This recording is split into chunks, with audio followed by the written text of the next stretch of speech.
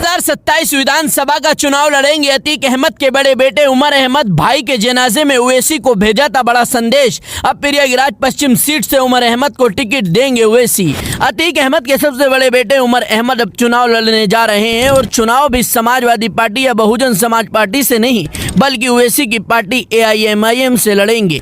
ऐसा इसलिए क्योंकि भाई के जनाजे में जब अतीक अहमद के बड़े बेटे उमर अहमद पैरोल पर आए थे तो उन्होंने असदुद्दीन ओवैसी के लिए एक बड़ा संदेश दिया था। वो संदेश क्या है उसके बारे में हम आपको बताएंगे, लेकिन इससे पहले उमर अहमद चुनाव में कैसे आने वाले हैं इसके बारे में जान लीजिए। दरअसल सभी को लगा था कि अब अतीक अहमद के बेटों का राजनीति में नामो निशान मिट गया है। बहुत से लोगों को ये भी नहीं पता था कि अतीक अहमद के कितने बेटे हैं और वो कहाँ हैं। लेकिन जैसे ही अतीक अहमद के सबसे छोटे बेटे अबान अहमद की सड़क हादसे में जान गई तो भाई के जनाजे में शामिल होने के लिए अतीक अहमद के दोनों बड़े बेटे अली और उमर लखनऊ और झांसी जेल से पैरोल पर आए। जैसे ही उन्होंने प्रयागराज के अंदर एंट्री की, उन्हें देखने के लिए हजारों की भीड़ का जनसैलाब उमड़ आया। यहाँ तक कि हालात ऐसे हो गए कि पुलिस जनता को कंट्रोल नहीं कर पा रही थी क्योंकि हजारों की तादाद में लोग अली और उमर को देखने के लिए आए थे।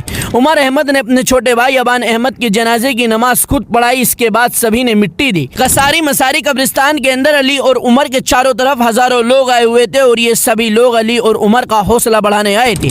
यहाँ तक कि उमर के पीछे चल रहे काफिले में से 28 लोगों की गाड़ियों पर FIR हुई, लेकिन प्रयागराज के लोगों ने अली और उमर को सपोर्ट करना अभी भी नहीं छोड़ा। इतनी ज्यादा भीड़ को देखकर उमर अहमद भी हैरान रह गए। इस भीड़ को देखने के बाद उमर के चुनाव में खड़े होने की चर्चाएं तेज होने लगी। मीडिया रिपोर्ट के अनुसार ये भी कहा गया है कि जब उमर अहमद पैरोल पर आए थे तो वो प्रयागराज में एक अपने दोस्त से कहकर गए थे कि हम चुनाव में जल्द वापसी करेंगे। और प्रयागराज की पश्चिम सीट की जनता भी यही चाहती है कि अतीक अहमद के बेटे उमर अहमद चुनाव लड़ें। वहाँ की जनता का कहना है कि अगर उमर अहमद चुनाव में खड़े होते हैं तो उमर अहमद को एक तरफा जीत मिलेगी। अब सवाल ये है कि आखिर अगर उमर अहमद चुनाव में खड़े होते हैं तो कौन सी पार्टी से होंगे। दरअसल देखो, ये तो सभी जानते हैं कि समाजवादी पार्टी और बहुजन समाज पार्टी से अब अतीक अहमद के परिवार का भरोसा उठ गया है क्योंकि शाइस्ता परवीन ने अतीक अहमद की जुबानी एक बयान दिया था जिसमें कहा गया था कि अतीक को जेल भेजने वाला कोई और नहीं बल्कि समाजवादी के बड़े नेता हैं।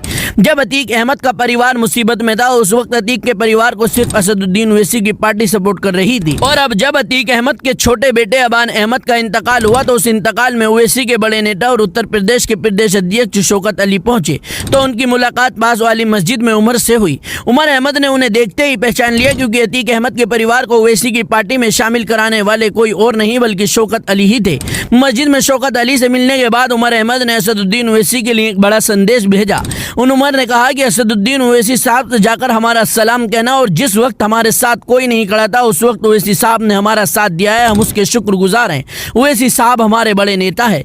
यानी इस संदेश से साफ हो गया कि अतीक अहमद का परिवार किसी भी पार्टी को अब अपनी पार्टी नहीं मानता बल्कि असदुद्दीन ओवैसी को अपना बड़ा नेता मानता है। दूसरी तरफ पैरोल पर आए उमर के जाने के बाद भी असदुद्दीन ओवैसी की पार्टी के बड़े बड़े नेता अतीक अहमद के बेटों के लिए आवाज उठा रहे हैं। खुद ओवैसी ने भी अतीक अहमद के बेटों को बहादुर बताया है। ऐसे में सभी का मानना है कि अगर उमर अहमद चुनाव लड़ेंगे तो सिर्फ असदुद्दीन ओवैसी पार्टी से लड़ेंगे। खैर दोस्तों, आपको क्या लगता है, अगर उमर अहमद असदुद्दीन ओवैसी की पार्टी से चुनाव लड़ते हैं तो जीत पाएंगे या हार जाएंगे? कमेंट में जरूर बताइएगा।